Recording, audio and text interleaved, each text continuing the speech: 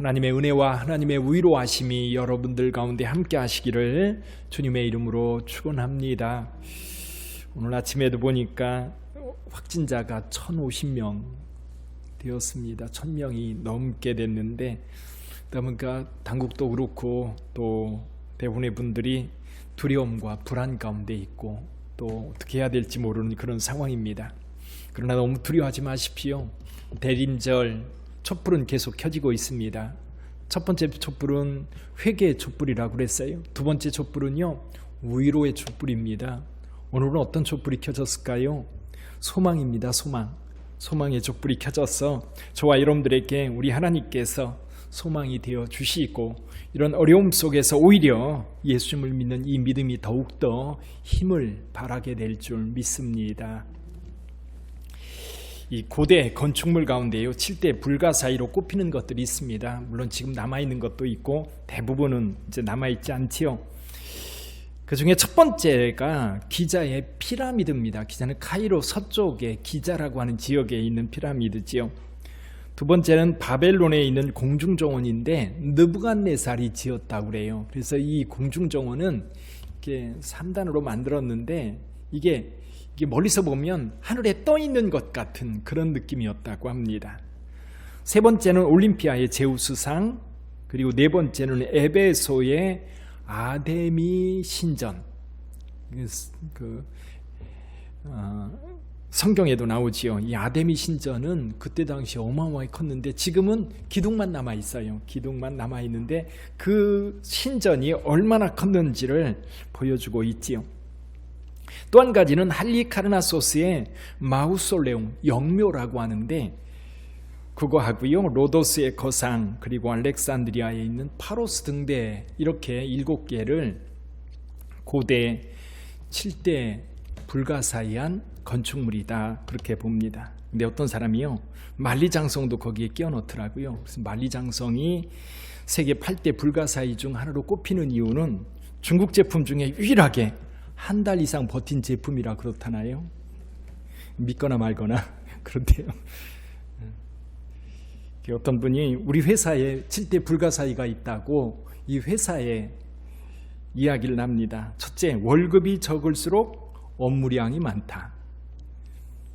우리가 일상에서 이제 월급이 적으면 일도 조금 해야 될 것 같은데 월급이 적을수록 일은 많고요. 두 번째, 일을 빨리 하면 퇴근이 어때요?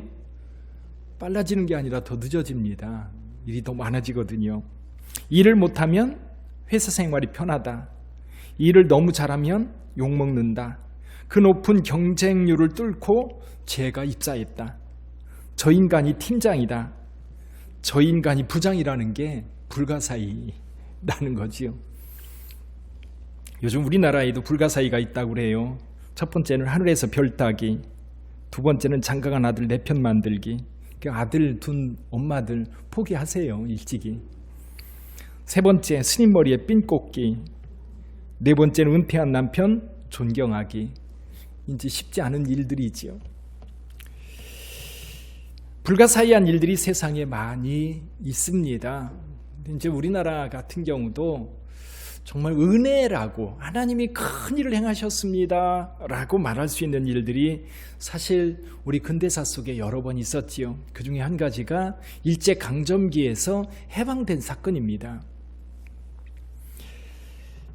1945년 8월 15일 일본 천황이 무조건 항복하면서 35년 동안 일본의 지배를 받던 우리나라가 해방이 되었습니다. 자, 해방되기 전에 이제 우리나라 사람들은 세 가지 태도를 보였던 것 같아요. 하나는 일본 사람들에게 적극적으로 협력하는 사람들입니다. 이런 사람들은 대개 일제 강점기 기간 동안에 권세와 부를 누렸던 사람들이에요. 그러니까 이 세상에 사는 것 그들에게 적당히 빌붙어서 도움 주고 받으면서 그렇게 자기 안일과 평안을 구하는 그런 사람들이 많이 있었지요. 대표적인 사람들이 을사오적이라고 하는 사람들. 또 한 가지는 정반대의 역할입니다. 정반대로 이 나라 민족의 독립을 위해서 애쓰는 사람들이에요. 3.1운동 이후에 상해에 이제 임시정부가 세워지고 이 임시정부를 통해서 여러 가지 독립운동들이 이루어집니다. 예를 들면 이제 군사적인 그 도전을 통해서 독립을 꿈꿨던 사람들, 예를 들면 김좌진 장군이라든지 홍범도 장군이라든지 이런 분들, 또 김구, 또 윤봉길, 안중근 이런 사람들은 적극적으로 무력을 통해서라도 국권을 회복하려고 애썼던 사람들입니다. 물론 그 이외에도 많은 사람들이 적극적으로 독립을 위해서 싸웠지요. 그런데 대부분의 국민들은요, 견뎠습니다. 그 어려움을 견디고 또 견뎠어요. 그러나 문제는 뭐냐면 그 절망이 여러분 굉장히 오래 갔어요. 그러다 보니까 이 해방이 될 거라고 하는 그런 꿈을 거의 꾸지 못했지요. 근데 어느 날 갑자기 해방이 찾아왔어요. 일본이 패방하면서 물러가게 되었죠. 우리나라가 할 수 있었던 것은 사실은 아무것도 없었어요. 물론 미국과의 전쟁을 통해서 일본이 패하면서 우리나라는 자연적으로 해방이 될 수 있었지요. 사실 우리 입장에서 보면 하나님이 큰 일을 행하셨어요. 6.25 전쟁도 마찬가지입니다. 6.25 전쟁이요, 사실 역사상 전무후무한 일, 그 이후에도 그런 일이 없어요. 16개 나라에서 여러분 군사를 파견해가지고 전쟁을 함께 치루어주는, 사실 생면부지의 나라 에티오피아가 어디 있는지 우리가 어떻게 알았어요? 그런데 그런 나라에서 군사를 파견해가지고 결국 이 전쟁을 치러주는 이런 놀라운, 그래서 우리는 지금 생각해보면 하나님께서 큰 일을 행하셨도다, 사실은 그렇게 고백할 수밖에 없는 겁니다. 우리의 힘으로요? 우리의 힘 가지고 할 수 없는 거잖아요. 그거를 뭐 당연하다라고 생각한다면 큰 오산입니다. 우리가 해방된 것도, 또 6.25 전쟁을 치른 것도, 그 이후에 많은 사건들 우리가 만들어 왔다, 사실은 어불성설입니다. 놀라운 이 일들을 우리 믿음의 사람들이 이렇게 고백하지요. 하나님께서 큰 일을 행하셨도다. 바벨론 포로로 잡혀갔던 유대인들 역시 마찬가지였어요. 그들이 70년 동안 포로 생활을 하면서 얼마나 힘들고 얼마나 고통스러웠을까, 얼마나 외로웠을까. 자신의 힘으로는 아무것도 할 수 없는 그들, 그곳에서 그들이 할 수 있었던 것 사실 별로 없었어요.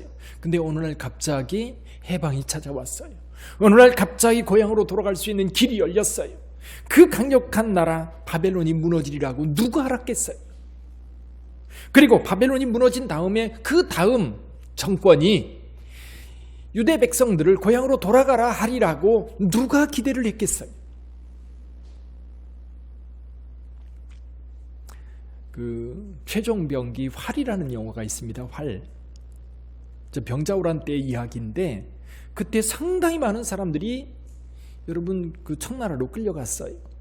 근데 돌아온 사람은 극소수입니다. 그것도 자기 힘으로 몰래 도망쳐 나온 몇몇 사람들밖에 없었다고 그래요. 근데 보세요, 여기는 공식적으로 돌려보내요. 어떻게 그런 일이 가능할까?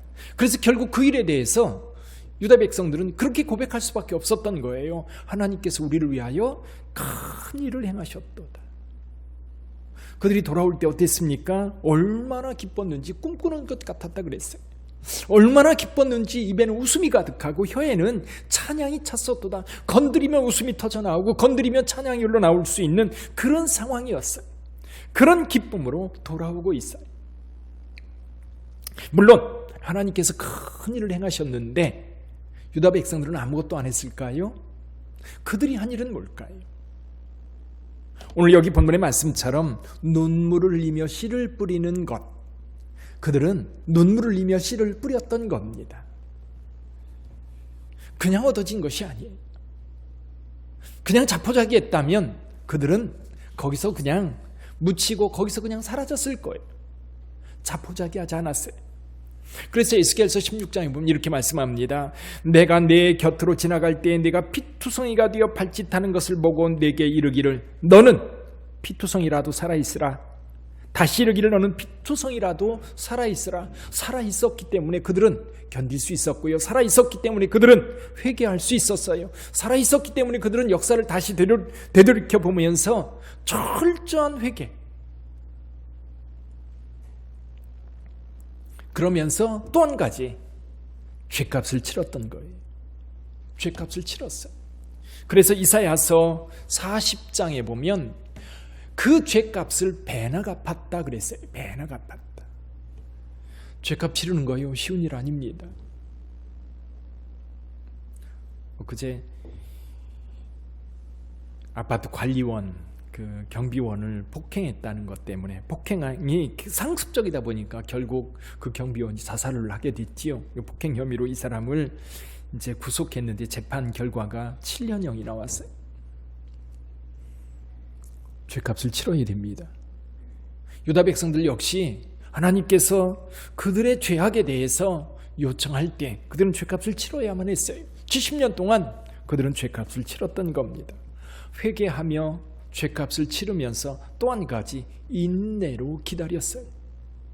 그럼 이 기다림, 인내함이 없다면 아마도 그들은 거기서 다 사라져버리고 말았을 거예요. 그들에게 고향으로 돌아오는, 예루살렘으로 돌아오는 이 해방을 결코 맛보지 못했을 거예요. 시편 137편에 보면 포로 생활의 고통에 대해서 노래하고 있어요. 사랑하는 성도 여러분, 그 자리에서 해방되어 돌아올 때의 그 기쁨, 그 이면에는 회개의 눈물, 그리고 죗값에 대한 대가, 죗값을 치르는 일이죠. 또 한 가지는 끝까지 인내하고 기다렸던 이 눈물의 씨앗이 있었던 거예요. 눈물을 흘리며 뿌렸던 그 씨앗이 이제 열매를 맺는 겁니다.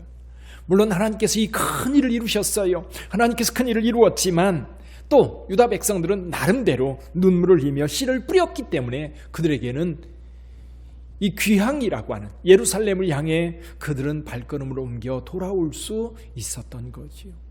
은혜죠, 은혜. 사실 저와 여러분들 대림절을 보내고 있습니다. 대림절 기간을 보내고 있는데 우리 주 예수 그리스도 오심을 다시 한번 리마인드하는 거예요. 예수께서 우리 가운데 오셨습니다. 이제 다시 오실 예수 그리스도, 다시 오실 예수 그리스도, 이미 오신 예수 그리스도를 인하여서 우리는 기쁨과 감사함이 있지만 또다시 다시 오실 예수님을 기다리면서 눈물의 씨를 뿌려야 되는 거지. 그래서 오늘 우리가 죄악에서 건짐받고 죽음에서 구원받고 그리고 영생이라고 하는 것이 우리에게 주어졌어요. 그 은혜가 오늘 저와 여러분들에게 함께하는 줄 믿습니다. 그래서 오늘 시편 126편을 통해서 우리 몇 가지 생각을 해보려고 합니다. 첫째는요, 기쁨을 누리라는 겁니다. 이 기쁨이 있을 때 이 유다 백성들 돌아오면서 얼마나 행복하고 얼마나 기뻤어요. 그거요 억누를 필요 없어요. 춤추며 기뻐하며 노래할 필요가 있는 거예요. 그래서 사도 바울은 우리에게 이 편지를 쓰면서 끊임없이 말합니다. 기뻐하라고. 데살로니가 교회 성도들에게 말합니다. 항상 기뻐하라. 빌립보 교회 성도들에게 편지를 하면서 보냅니다. 주 안에서 항상 기뻐하라. 내가 다시 말하노니 기뻐하라. 예수 믿는 자들에게는 기쁨이 있는 줄 믿습니다. 그 기쁨이 여러분의 것이. 그리고 예수님께서도요, 예수님께서 사역하시는 동안에는요, 제자들이요 우울하지 않았어요. 제자들이요 힘들고 어려웠던 시간, 감정적으로 어려웠던 시간은 단 한 번 겟세마네 동산에서예요. 그 전에는요 예수님은 늘 제자들 데리고 잔치집에 참여하시고요 즐기셨어요. 그래서 오죽했으면 바리새인들이 너네 선생님은 먹고 마시는 자다. 왜냐하면 세례요한과 제자들은 금식했거든요. 금식을 많이 하고 그 금식하는 것이 소문이 났었는데 예수님과 예수님의 제자들은 금식하는 걸 못 봐요. 오히려 잔치집에 찾아다니면서 기쁘고 즐겁고 행복한 모습을 사람들에게 보여주고 있어요. 예수님 말씀하죠. 신랑과 함께 있을 때는 금식할 필요가 있겠느냐? 그날은 기쁨의 날이다. 그래서 교회는요 기쁨이 있는 곳이어야 합니다. 우리 빛된 교회는 늘 기쁨이 있기를 주님의 이름으로 축원합니다. 오면 행복한 거예요. 성도를 만나면 행복한 거예요. 저는 교회는 행복해야 된다고 생각해요. 그래서 여러분들이 교회 올 때에 기쁨으로 와야지 무거운 발걸음으로 오면 안 돼요. 기대감을 가지고 와서 즐겁고 행복한 시간을 보내야지. 예배가 우리에게 행복이고요, 또 성도 간의 교제가 우리에게 행복이고요, 예수 믿어 구원받은 자들 만나면 행복하잖아요. 밖에서 여러분들 만나보세요. 얼마나 반가운가. 얼마나 반가운가. 요즘에 트로트 가사 중에 이런 게 네가 왜 거기서 나와? 이런 네가 왜 거기서 나와? 이런 상황에 빠지면 안 되고요. 우리가 있어야 할 자리 있을 때에 성도들 만나면 그렇게 반갑고 그렇게 행복하잖아요. 이게 교회 공동체잖아요. 두 번째는요, 이 기쁨을 이웃과 나누는 거예요. 나만 가지고 즐거운 것이 아니라 이 기쁨을 우리 형제와 자매들, 이웃들에게 이 기쁨을 나누어주고 이 기쁨 가운데 동참하도록 요청하는 거예요. 초청하는 거죠. 이게 전도예요. 전도가 별건가요? 사실 우리가 그들에게 진리의 말씀을 전해서 진리로 그들을 받아들이도록 하는 거 쉽지 않습니다. 그런데 가장 쉬운 거 있어요. 우리의 즐거움 속에 그들을 참여시키는 거예요. 우리의 행복 속에 그들을 불러오는 거예요. 그래서 함께 즐기고 함께 행복한 거예요. 세상은 그 행복을 모르거든요. 왜 세상이 교회를 박해하고 비난하고 욕합니까? 교회 안에 있는 이 기쁨을 모르기 때문에 그래요. 그 행복이 뭔지 모르기 때문에 그래요. 안다 해도 그건 남의 것으로 생각하니까 그래요. 나도 들어가서 즐겨야지 그런 생각 못하고 지지고 궁상으로 어둠 속에 처박혀서 살아가면서 남들을 비난만 하는 거지. 그 행복이 여러분의 것인 줄 믿습니다. 그래서 이 행복을 나누는 거예요. 세 번째는 이 행복을 나눌 뿐만 아니라 이 행복을 지켜야 돼요. 뺏기면 안 돼요. 하나님께서 말씀하셔요. 내 영광을 다른 이에게 주지 아니하리라. 내 영광을 우상에게 빼앗기지 아니하리라. 이스라엘 백성들을 통해서 영광을 누릴 때 우상에게 돌리는 게 아니라 하나님께 영광 돌려야 되거든요. 우리 하나님께서 저와 여러분들에게 주신 축복 지켜가시기를 바랍니다. 죄 지으면 빼앗겨요. 그리고 그 기쁨이 사라져버려요. 악을 행하면 결국 그 기쁨도 사라져버려요. 그리고 이방인처럼 살지 마세요. 여러분, 저와 여러분들이 예수를 믿으면서 이 기쁨을 간직해야 돼요. 뺏기지 마시고요. 간직하고 그걸 소유하고 즐기라는 얘기예요. 또 한 가지는요, 여전히 씨를 뿌려야 되는 줄 믿습니다. 여전히 씨를 뿌려야 돼요.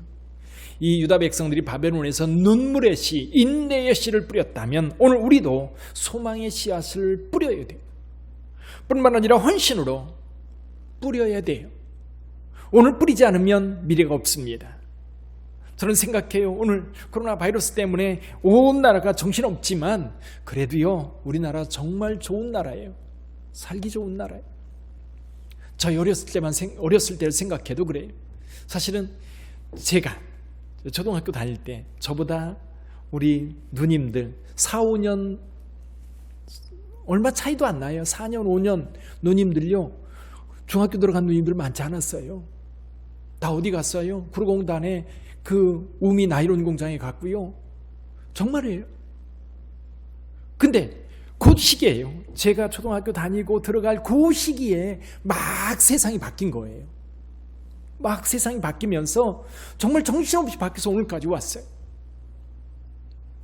1960년대, 61년, 62년 그때에 우리나라 이 1인당 국민소득이 전 세계에서 꼴찌였다고 그래요. 가장 어렵게 살던 시기, 6.25 전쟁 이후에 정말로 어렵던 시절, 그것이 변해서 오늘 우리에게까지 왔어요. 근데요, 오늘 그냥 경제적인 여유와 부를 누리다가 또다시 미래를 위한 소망의 씨를 뿌리지 않으면 망하는 거예요. 우리 선배들이 뿌렸던 그 우리가 누린다고 한다면, 우리가 누리고 끝난다면 다시 미래는 없는 겁니다.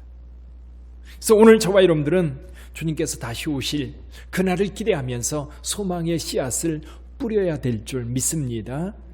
헌신의 씨앗을 뿌려야 돼요.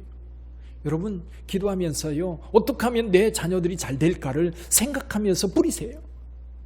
어떻게 하면 내 미래가 하나님 앞에 복받은 미래가 될까, 내가 하나님 나라 가서 무엇으로 상급을 받을까 기대한다면 뿌리세요. 그냥 지나가지 마세요. 그 기대가 없으니까 헌신도 없고요, 그 기대가 없으니까 전도도 없고요, 그 기대가 없으니까 뭔가 교회에서 열심을 내서 하려고 하는 그 열정들도 사라져버리는 거예요. 기대가 없으니까요, 소망이 없으니까. 그래서 여기서 눈물을 흘리며 씨를 뿌리는 자는 기쁨으로 거두리로다. 지금 이들이 거두고 있고요, 그리고 오늘 우리도 여러분 우리 선배들이 뿌렸던 씨앗을 우리가 거두어서 기쁨을 누리고 있다면 이제 우리는 또다시 이 씨앗을 뿌려야 되는 거예요. 그래서 우리 빛된 교회가 넉넉하게 뿌릴 수 있기를 주님의 이름으로 축원합니다. 많이 심은 자는 많이 거두고 적게 뿌린 자는 적게 거둔대요. 우리가 천국에서 우리가 거둘 상급도 있을 거고요, 오늘 우리가 무엇을 뿌리느냐에 따라서 우리의 자녀들 또 우리의 후손들이 이곳에서 어떻게 하나님의 복을 누리며 살아갈 수 있을까?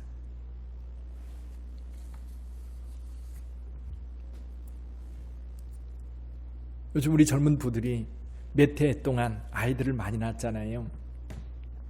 올해도 쌍둥이가 태어났고요. 그러면 이 아이들이 10년 뒤, 20년 뒤 우리 빛된 교회에서 신앙생활을 할 때 어떤 환경에서 어떻게 신앙생활을 할까? 그것은요, 오늘 저와 여러분들이 무엇을 선택해서 무엇을 뿌리느냐에 따라서 달라질 거예요. 그래서 여러분, 오늘 우리가 이 기쁨을 누리면서 동시에 눈물의 씨를 뿌릴 수 있는 저와 여러분들이 되기를 주님의 이름으로 축원합니다. 기도하겠습니다.